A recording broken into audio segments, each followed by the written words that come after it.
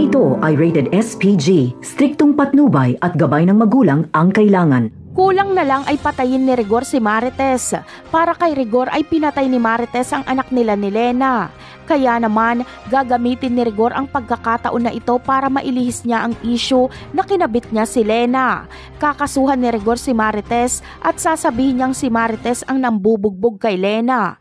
Magtutulungan si Lena at Rigor para idiin si Marites.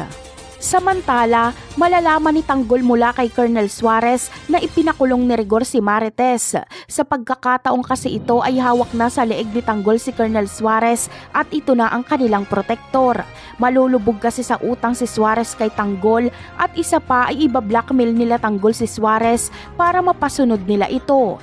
Kapag hindi nito ginawa ang gusto nila Tanggol ay ilalabas nila ang kuha sa CCTV na lulong na sa sugal si Suarez. Ang pagpapakulong ni Rigor kay Marites ay dito makikita kung gaano ka-impluwensya si Marites nang hindi alam ni Marites. Dahil gagamitin ni Tanggol ang kanyang yaman, mapalaya lang ang kanyang ina.